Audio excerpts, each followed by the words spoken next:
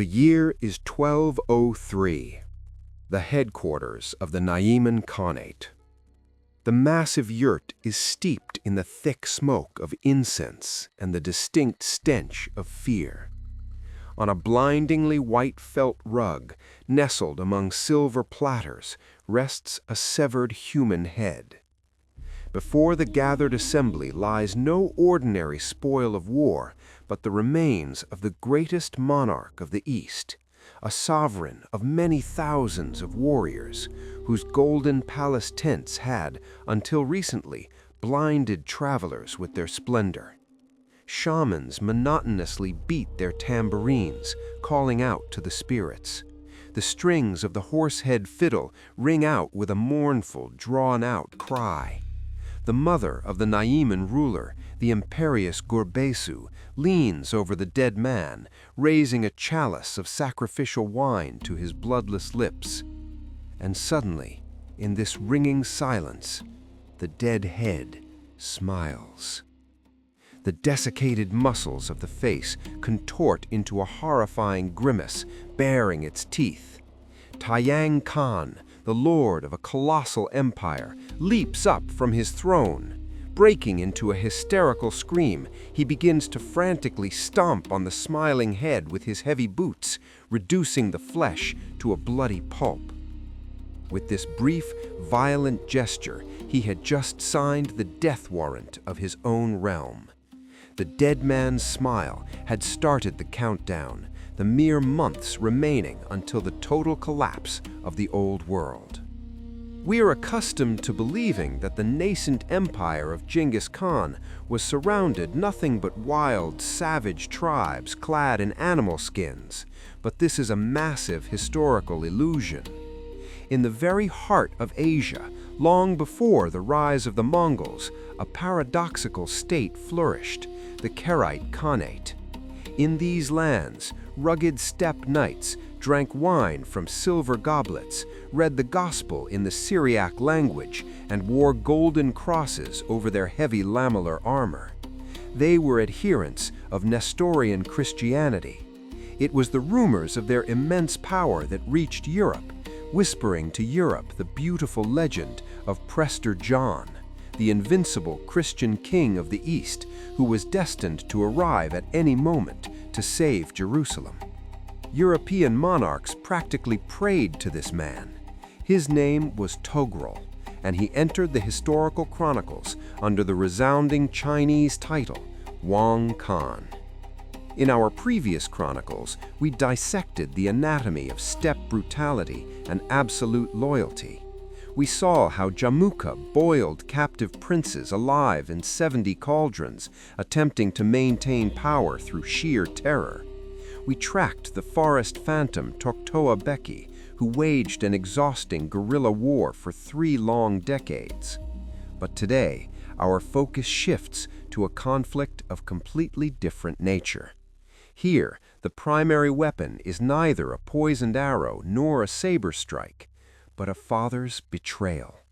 It was Wang Khan who pulled the young Temujin out of absolute, crushing poverty. Replacing the murdered father of the future Earthshaker, he gave him his first army and helped him reclaim his wife who had been stolen by the Merkits.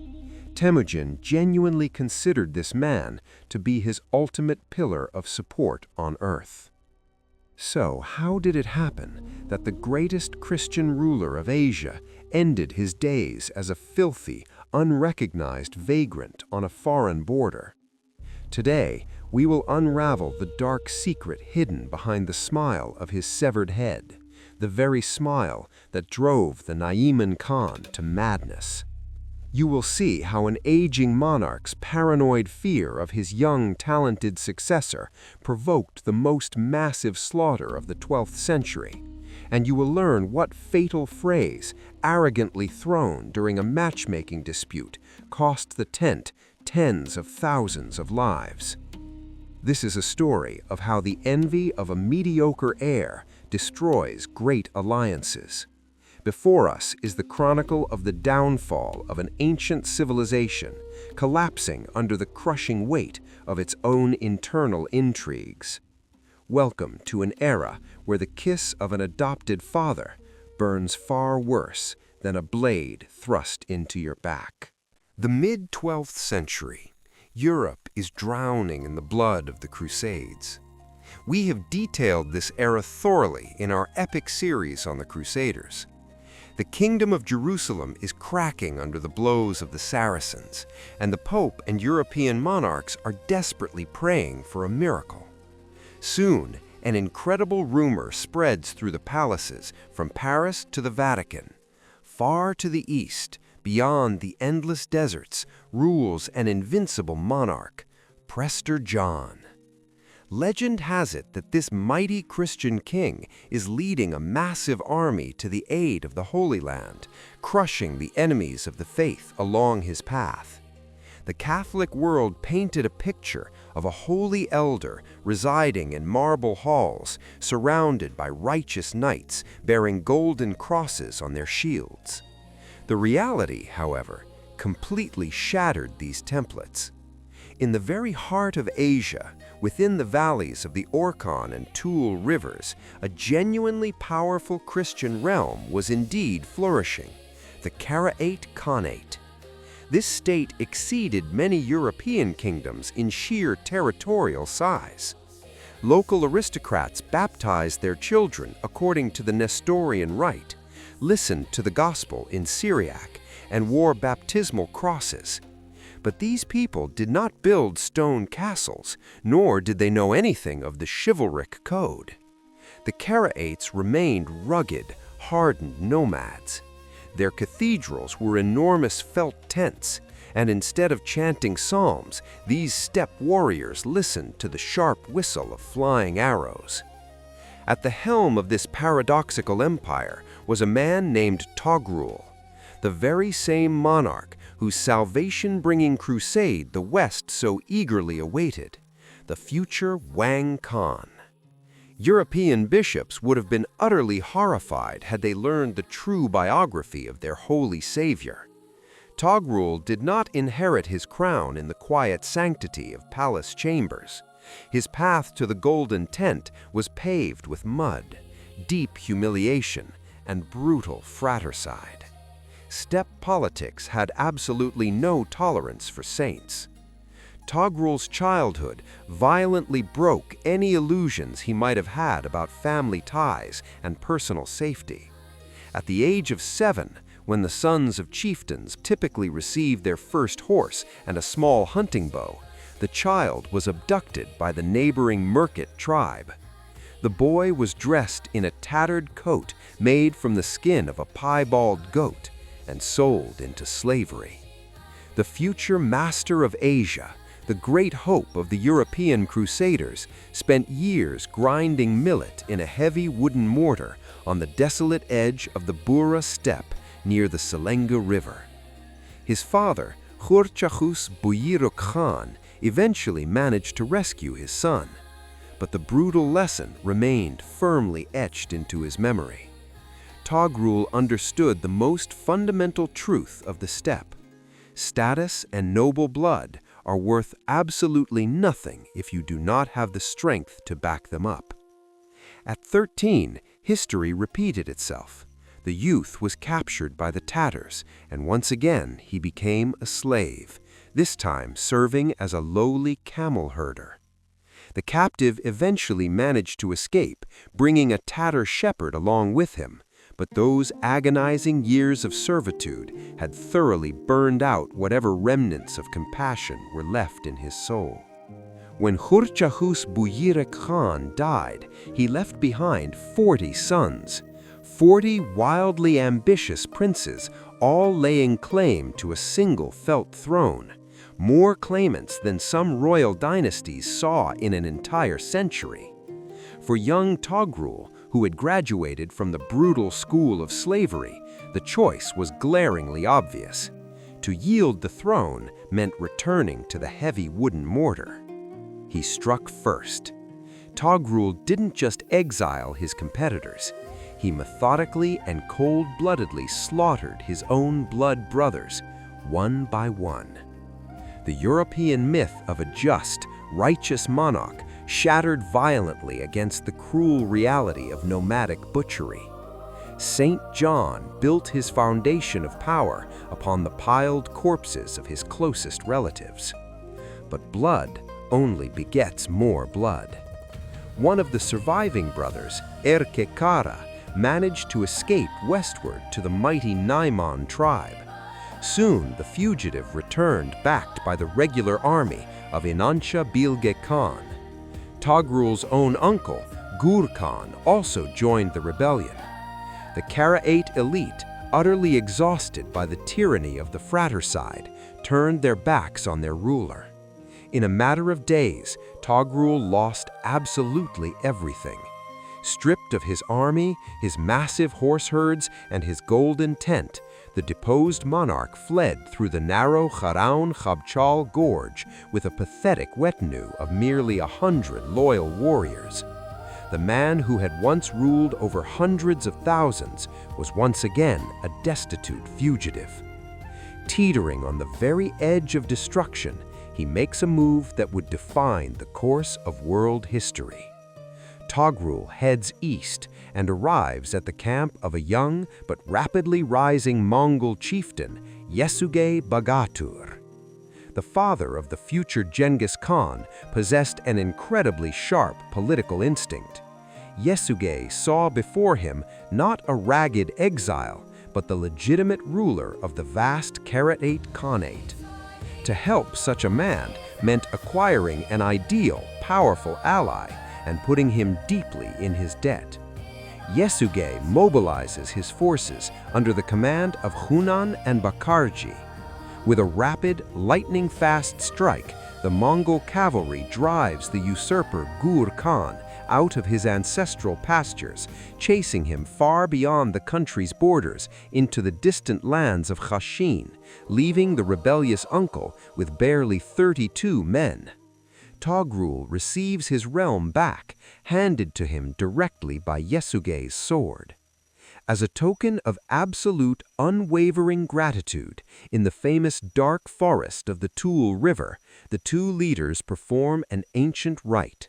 Slitting their veins and mingling their blood, the allies become Ondas, sworn blood brothers. Toghrul swears a solemn oath. May the almighty heaven and earth help me to repay your kindness with kindness to your sons and to your sons' sons. Toghrul reclaimed his power, heavily relying on Mongol blades. He sat firmly on a throne that had been thoroughly cleansed of competitors. The Karaite Khanate once again shined with wealth and prestige, while over in Europe they continued to pray for the health of their invisible savior. But the political memory of nomads is often shorter than their bows. Years would pass.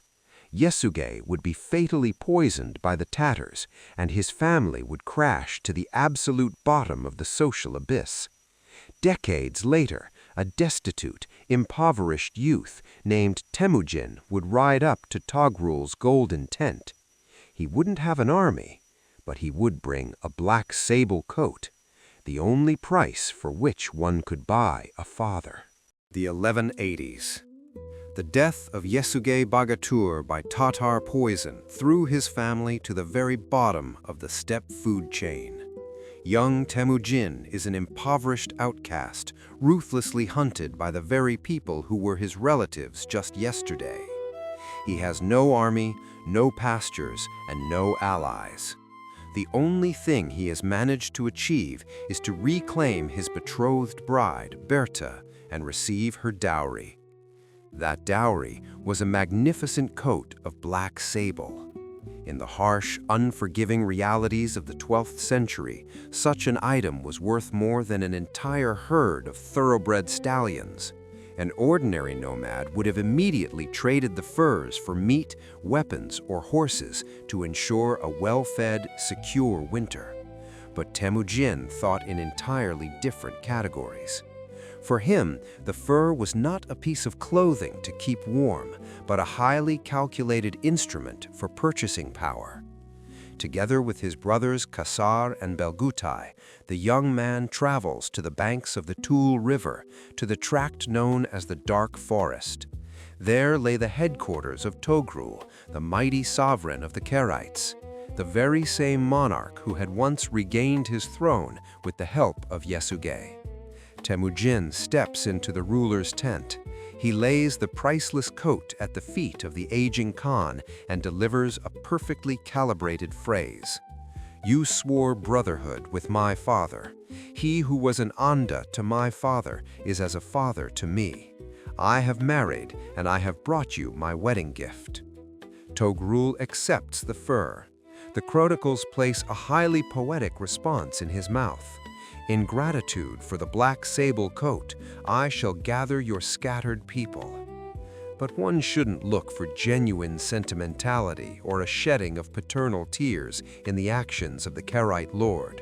Steppe politics had no room for charity. Toghrul, who had cold-bloodedly slaughtered his own brothers for the sake of power, was guided exclusively by raw pragmatism. He didn't need a poor, begging relative. What he desperately needed was a fiercely loyal attack dog. The Karaite state was totally surrounded by highly dangerous enemies, the Merkits to the north, the Tatars to the east, and the Naimans to the west. A destitute yet fiercely ambitious youth with the legitimate royal blood of the Borjigin clan was absolutely perfect for the role of a buffer zone commander.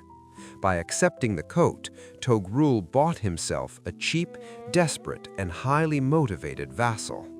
The strength and durability of this alliance were put to the test very quickly.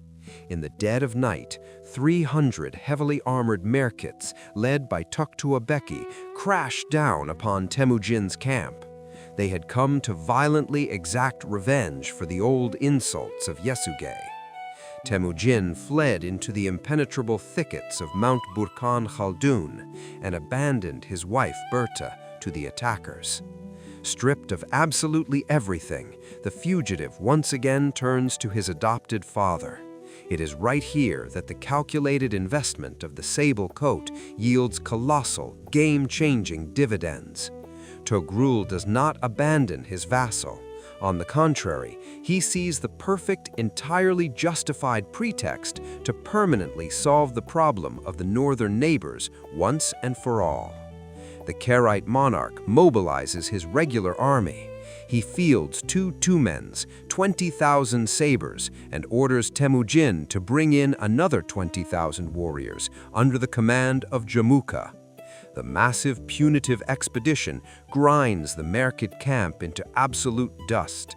In the bloody chaos of the nighttime slaughter, Temujin finds his wife, and Toghrul secures total control over the northern forests. The transaction proved to be incredibly profitable for both parties.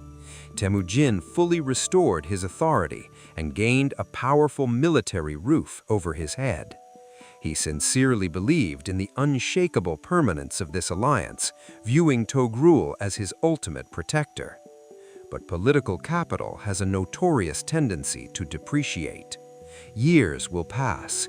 The desperate youth who had once begged for protection would transform into a terrifying, formidable commander whose orders were executed without question.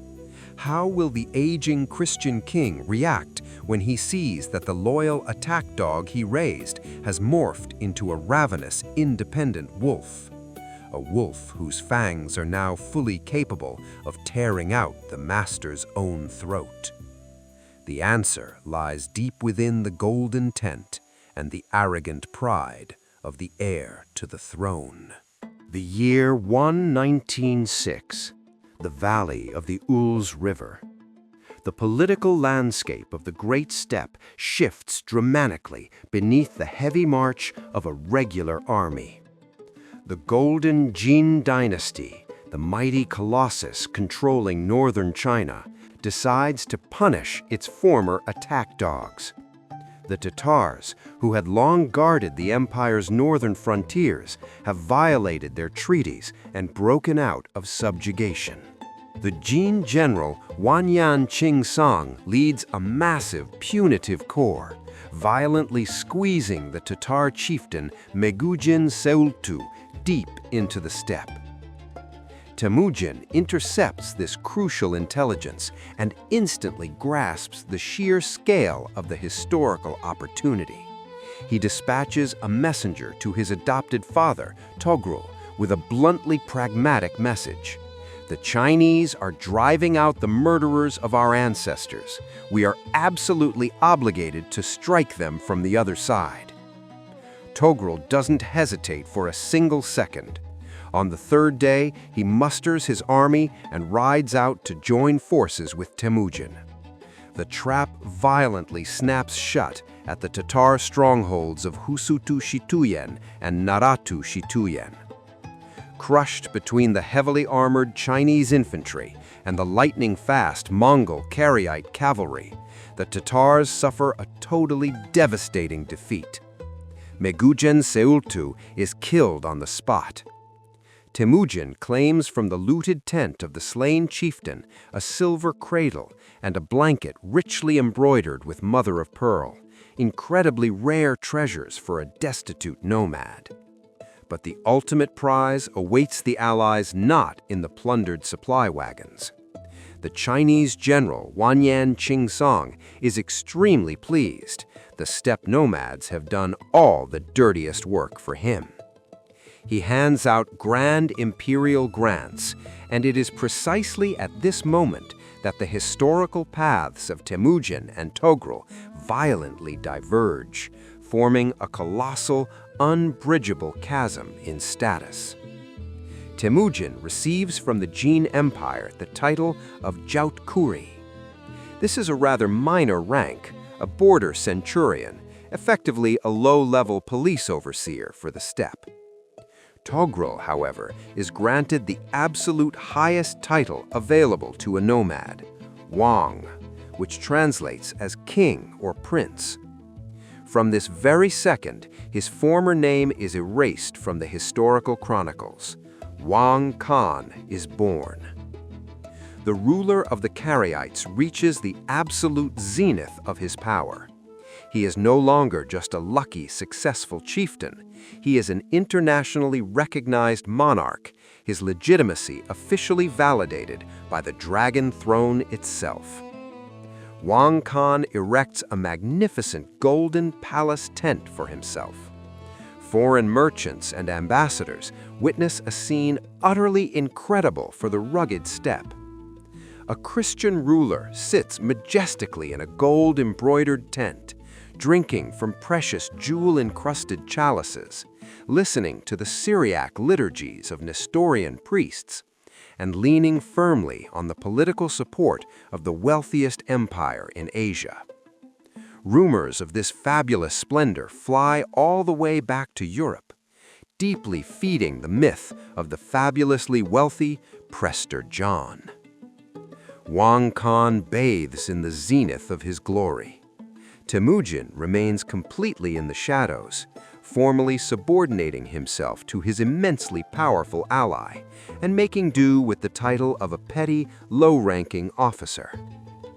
However, deep inside Wang Khan's golden tent, a deadly poison is brewing, one that will soon destroy this entire state from the inside out.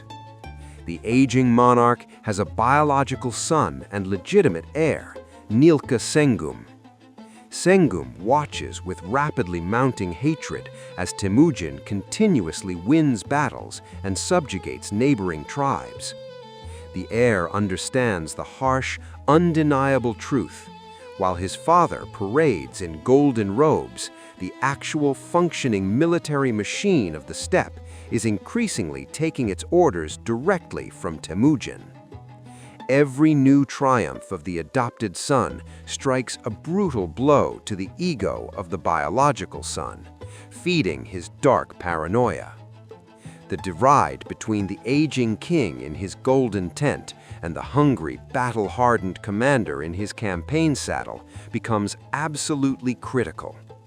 Temujin will attempt to smooth over this dangerous tension through diplomacy, proposing to bind their families together through marriage, but he will gravely underestimate the sheer depth of the other man's hatred.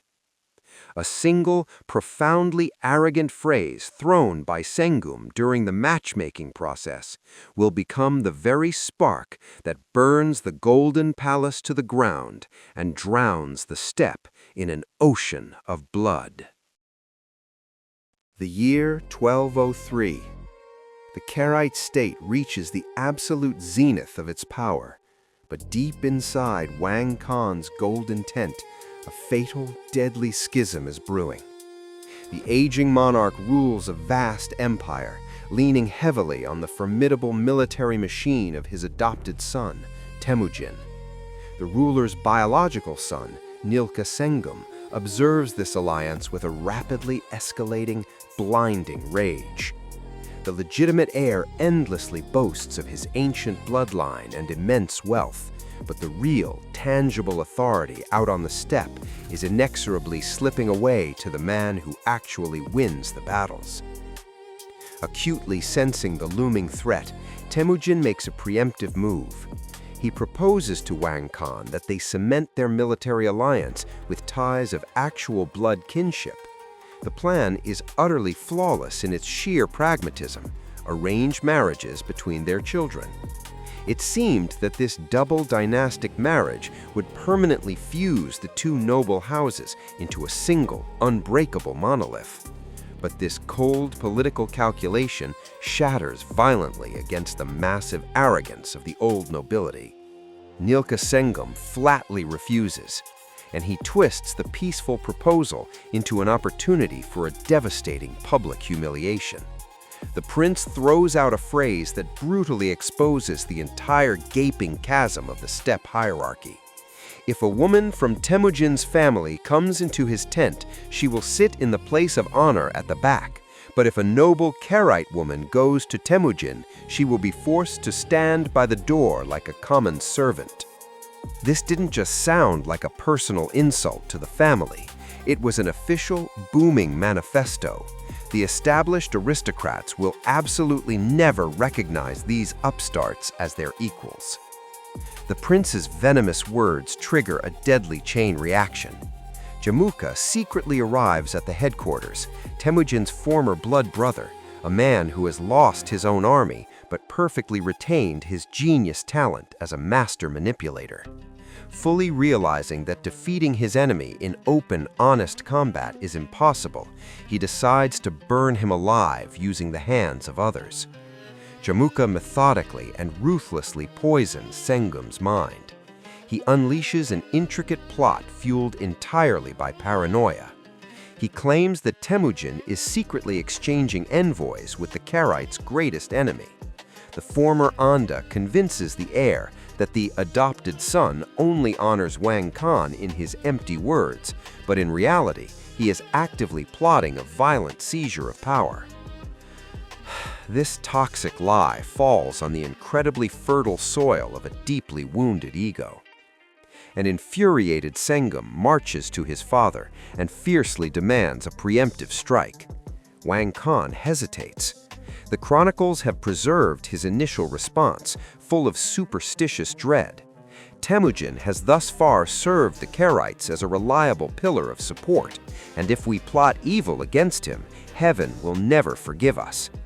The old king understands perfectly well that Jamukha is a migratory bird whose treacherous words cannot be blindly trusted. The enraged son storms out of the tent in absolute fury.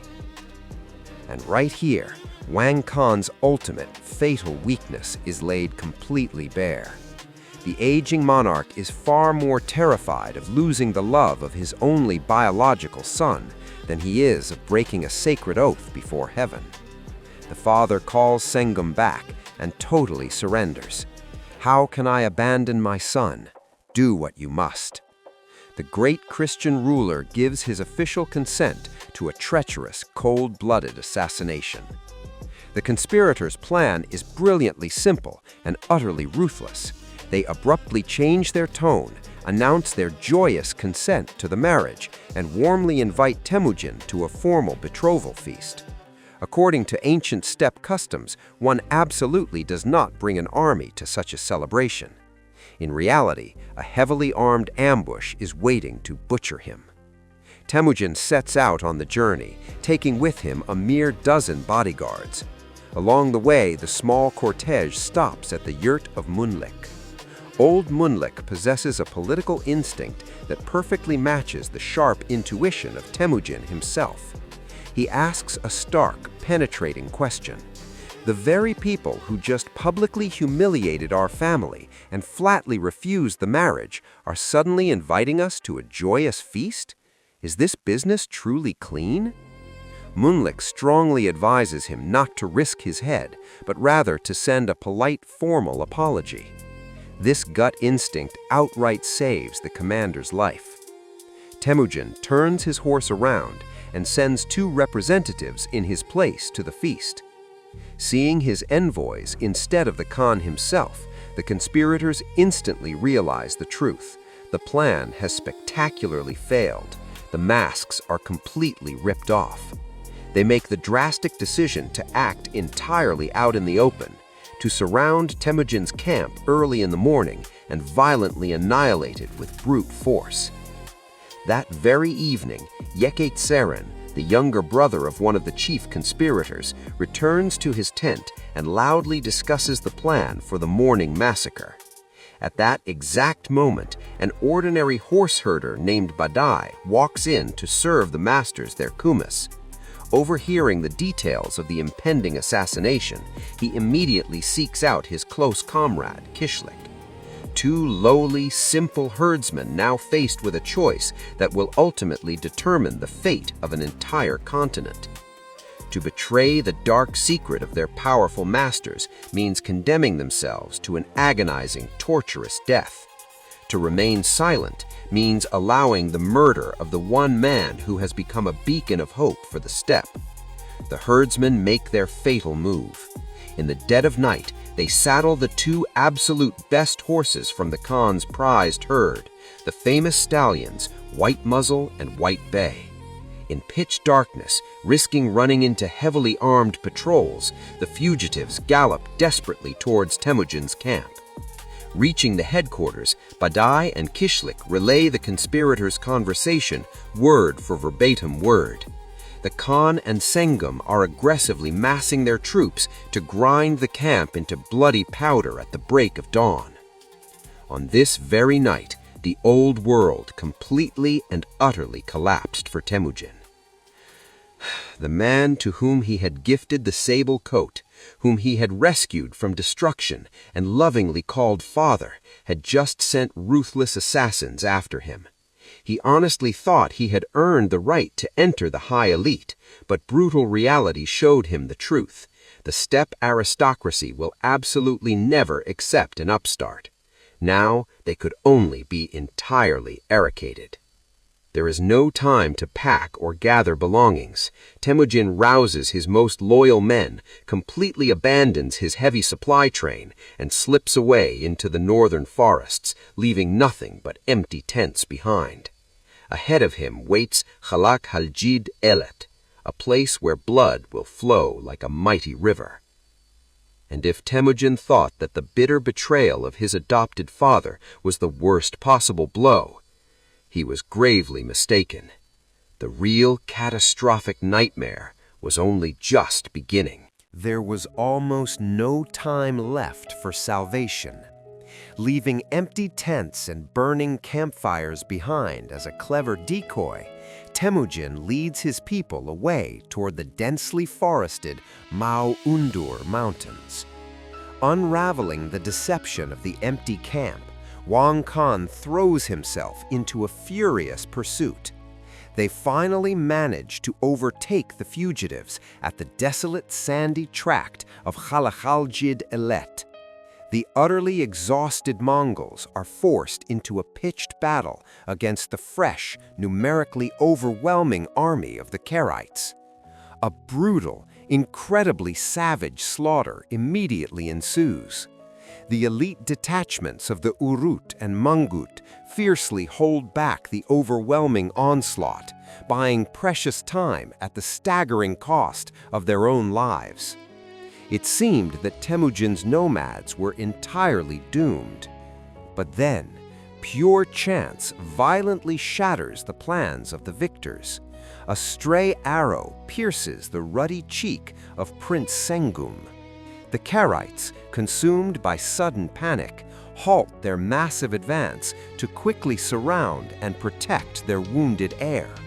This momentary, critical delay allows the battered remnants of the Mongol army to finally break away from the relentless pursuit. Temujin survived, but the terrible price turned out to be absolutely monstrous. Lost in the choking dust of Khalkhalgid Ilet was his 17-year-old son, Ogedei. An enemy arrow had pierced the young man's jugular vein. By the harsh medical standards of the steppe, such a wound left zero chances for survival. The rapidly clotting blood quickly blocks the airway, brutally suffocating the victim to death. But right nearby is the fiercely loyal guardsman, Borohula. He leaps frantically from his horse, presses his lips directly to the jagged wound, and begins continuously sucking out the forming blood clots. All through the long night, retreating alongside the shattered army, the warrior transports the prince on a single horse, sitting tightly behind him and relentlessly continuing to suck out the congealing blood.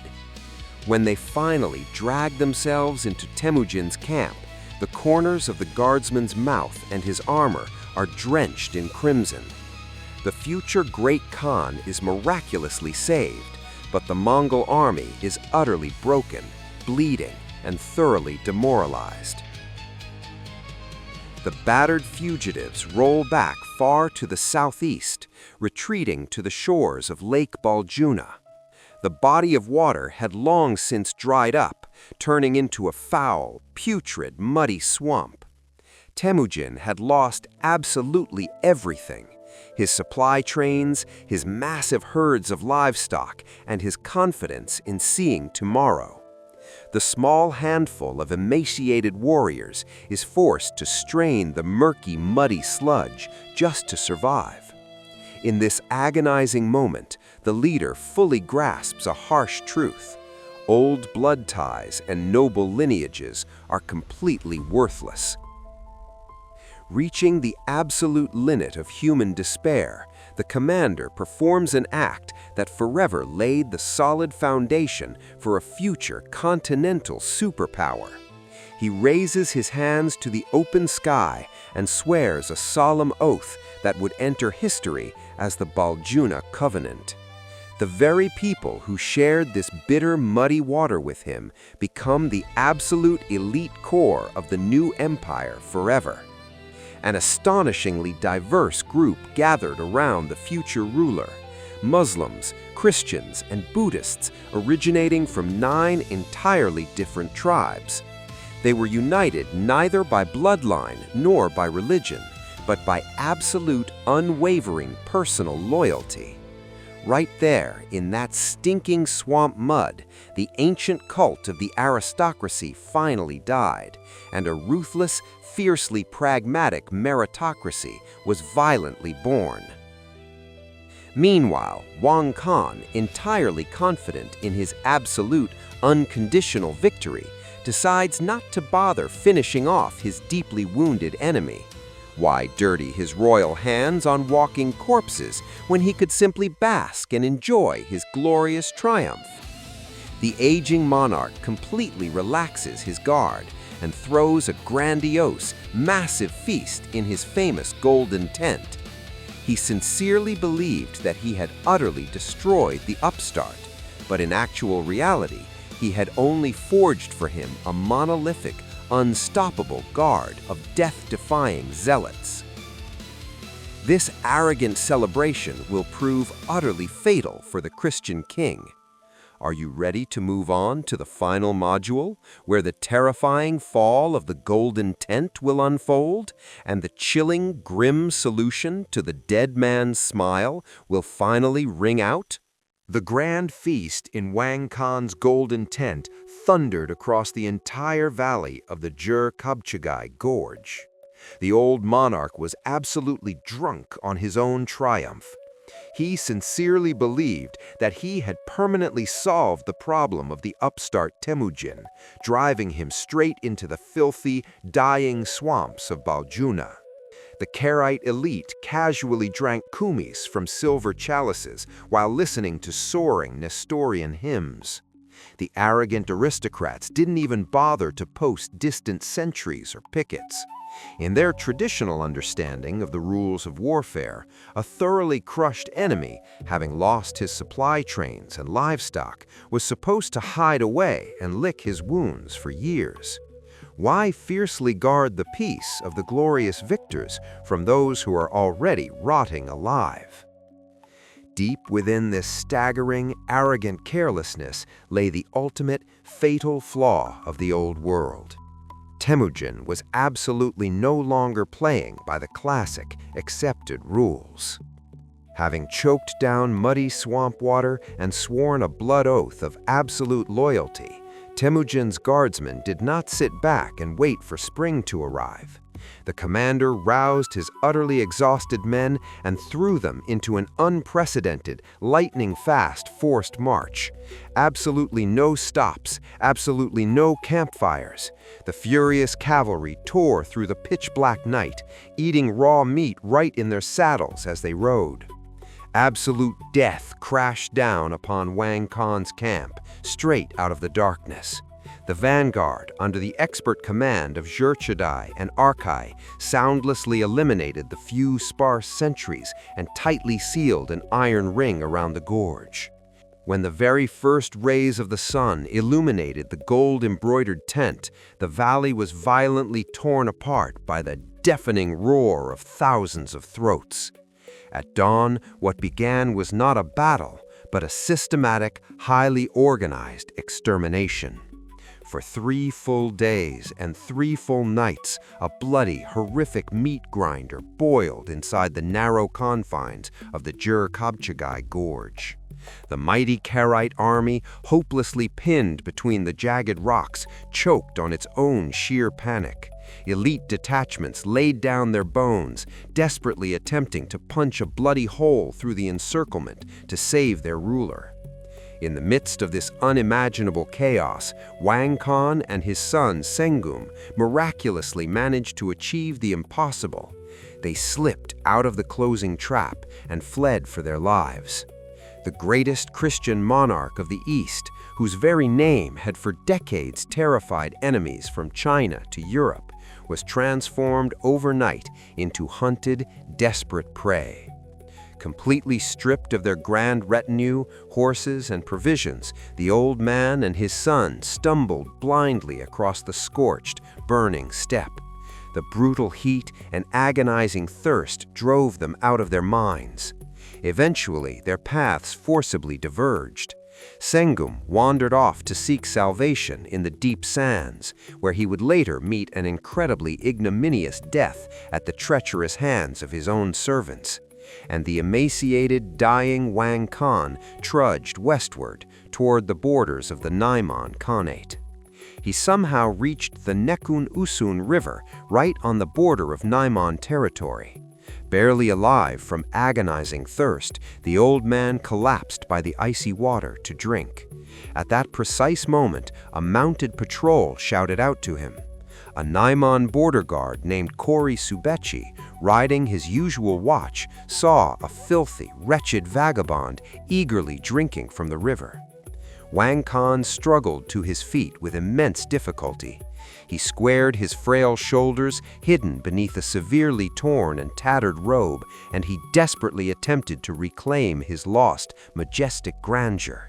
The old man rasped hoarsely, "Lower your weapon. I am the great Wang Khan, the supreme lord of the Karaites." It was a scene of piercing, profound, tragic irony.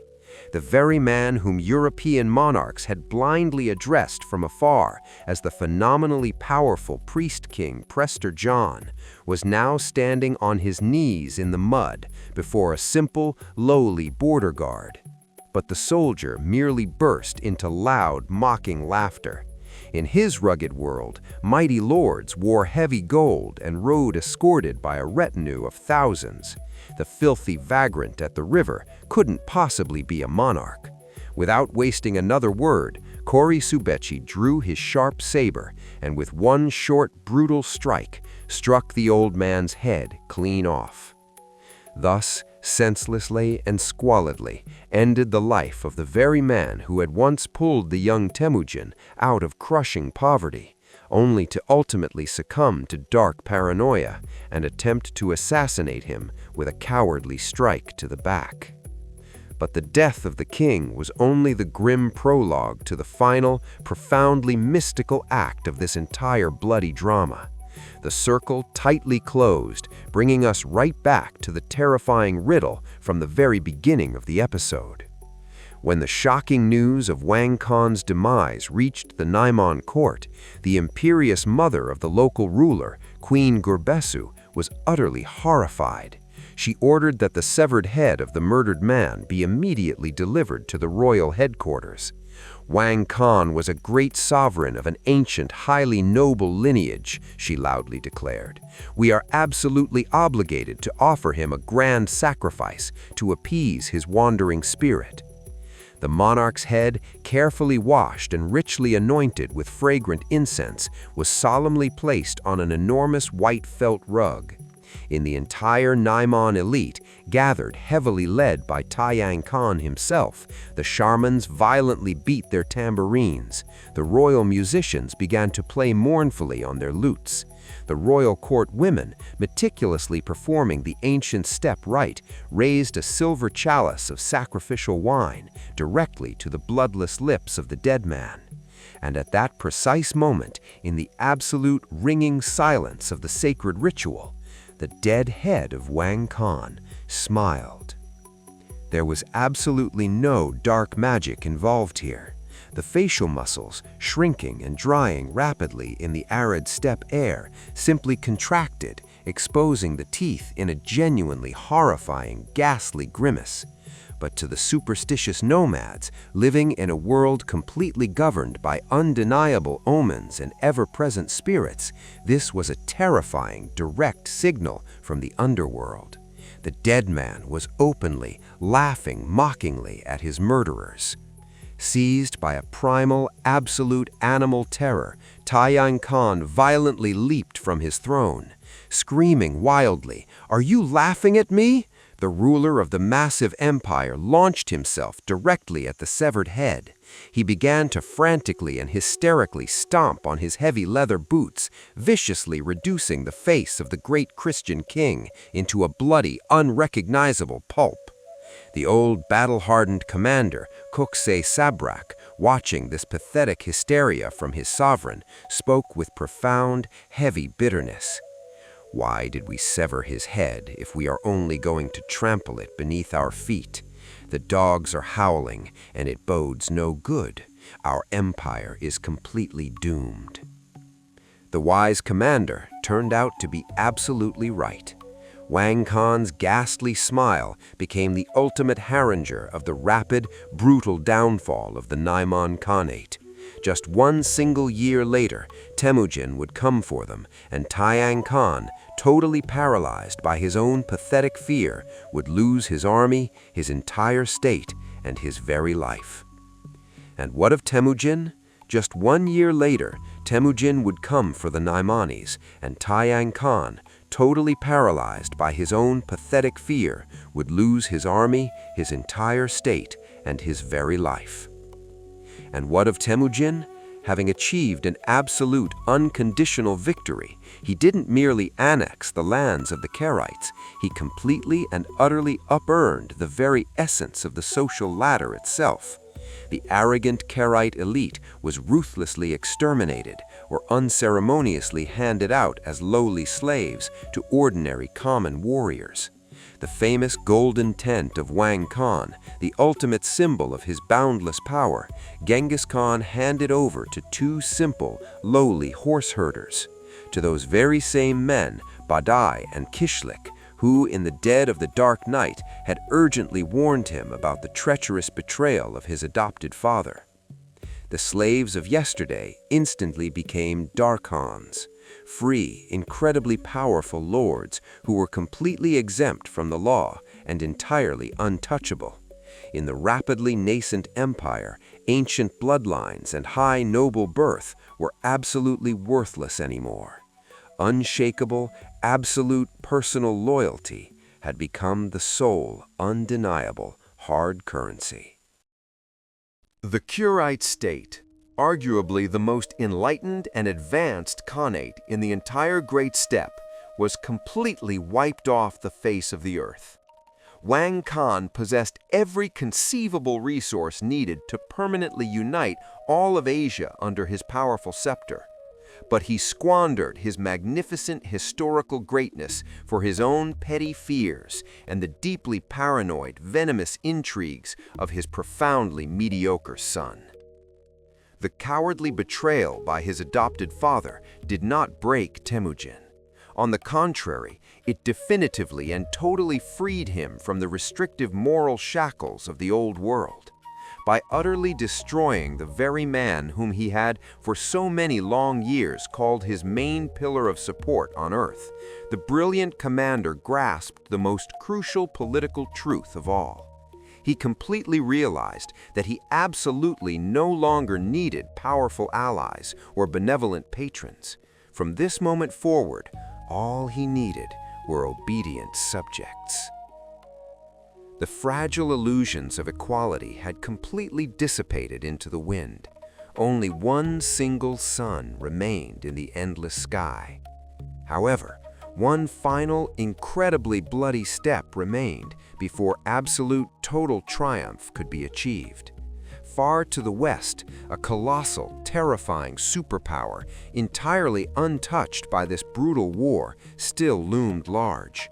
It was the civilized edge of the steppe, boasting its own written language, a highly structured regular army, and massive stockpiles of deadly iron weaponry. Their haughty rulers looked down upon the Mongols as nothing but filthy, primitive barbarians who weren't even worthy of their casual contempt.